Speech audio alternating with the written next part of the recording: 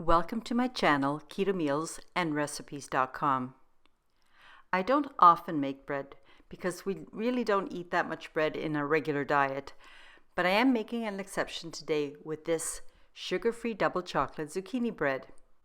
While this recipe is technically called a bread, this amazingly delicious, moist, lightly sweet, really chocolatey zucchini bread is actually more like a dessert pound cake and is perfect for all of us chocolate lovers because it's a treat. Best of all, this chocolate zucchini bread is very easy to make. It's a dump and stir sort of recipe. For this recipe, you don't need any special equipment, and it's foolproof, so even beginners can make a perfect loaf every time. But I would suggest that you watch the video all the way to the end because it helps my channel and because you'll see exactly what you have to do to make your perfect loaf. I have one request. If you like my recipes, please share the channel link or recipe.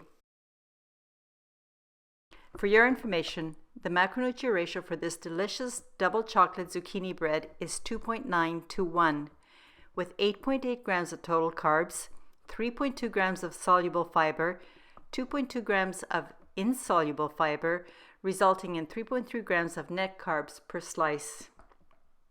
The first thing I do before starting any recipe is I always gather all of my ingredients.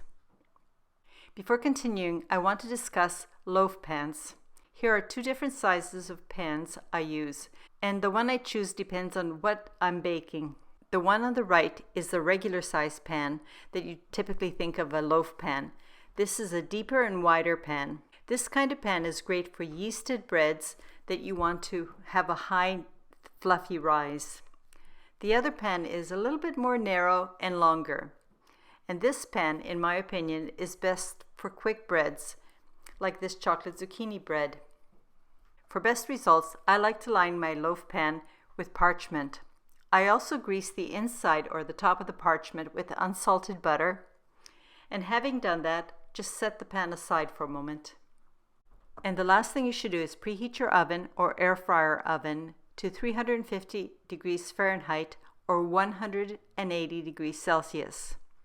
As I have already mentioned, this chocolate bread does not need any special equipment and is actually best done manually. Begin by first placing a fine mesh sieve over a large mixing bowl. And the first thing I drop in is my almond flour, then my coconut flour, my sweetener, and if you're wondering, I use Keto, which is an erythritol monk fruit blend because it doesn't leave an aftertaste. Next, add the Dutch processed cocoa powder, and I'm also going to add cinnamon powder. And the reason for this is if you're worried you won't taste the cinnamon, it will just help to enhance the flavor of the chocolate. Also add your gluten-free baking powder and finely ground salt. And because this is a quick bread, I'm also going to add baking soda. Now I'm adding the glucomannan, also known as konjac root powder, which in my opinion is a much better binding agent than xanthan gum or other gums. And I'm also going to add a bit of instant coffee. Get a whisk and stir. This will sift and simultaneously combine all the ingredients. Then whisk the sifted ingredients just to make sure they're well combined and set this bowl aside. As the name implies, this is a double chocolate sort of recipe. So for the second part of chocolate, we're going to get a 90% or higher chocolate bar and chop it into small pieces. You want the pieces to be irregular, but bigger than the regular sized chips. Once you've chopped the entire bar, set the chocolate aside. Now it's time to grate my zucchini and use the large holes of your box grater to do that. When you're done, it's best to add only 1/3 of the grated zucchini into the bowl with the dry ingredients and toss to coat all of the zucchini. Then repeat and add the second third of the zucchini and again toss to combine, and the same thing for the last third of the zucchini. This step is done, so now it's time to get the chopped chocolate pieces. And remove some of the chocolate pieces and set them aside. You'll need them later. And toss the rest of the chocolate pieces into the bowl and toss to mix the chocolate throughout the zucchini and dry ingredients. and then set this bowl aside for a moment. In a second mixing bowl, pour in your melted unsalted butter, the olive oil, and don't forget the vanilla extract, and add your 4 eggs. All that's left to do is whisk until you have a nice homogeneous mixture, which you pour into the bowl with the dry ingredients, and then stir and fold until everything is well combined and the batter is evenly moist.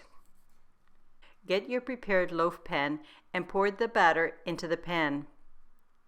Without putting any pressure, level the surface of the batter. We're almost done and ready to bake, so it's time to get your reserved chocolate pieces and distribute them over the surface of the batter.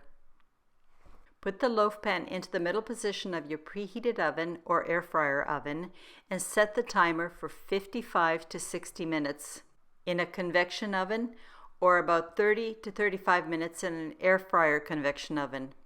The specific timing will depend on your type of oven. When your timer goes off and the chocolate loaf looks done, the best thing to do is to test it with a skewer. And to test, all you have to do is insert a skewer into the middle position of the bread. If the skewer comes out mostly clean, the bread is done. The only smudge should be the chocolate pieces. If it needs a little bit more time, add a few minutes at a time and keep checking. When your bread is done, remove it from the oven and let the bread rest in the pan for about 10 minutes. I would strongly recommend use the parchment to lift the bread out of the pan because it's still quite delicate.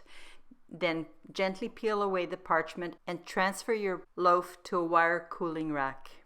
This chocolate loaf smells incredibly delicious and it's very tempting to have some while it's hot, but I would very strongly suggest you let the chocolate zucchini bread cool to room temperature on the cooling rack before you cut it. This chocolate bread is very dense and rich, so you really need very thin slices. The final step is to take one of these pieces and enjoy it with either a hot drink like a coffee or a cold glass of your favorite milk. If you do want to freeze this bread, freeze it before you cut it, not as individual slices. I hope you will give this recipe a try. It's really good, and whether your family and friends are keto or non-keto will love it because no one can really tell that this is a keto recipe. It's that good. I really enjoy hearing from you, so if you have a moment, please leave me a comment and let me know what you think of this recipe. If you have any suggestions or requests, and do let me know where you're watching from. My last request, please come back next Thursday morning when I post my next video. Until then, I hope you have a very happy and healthy day. Cheers!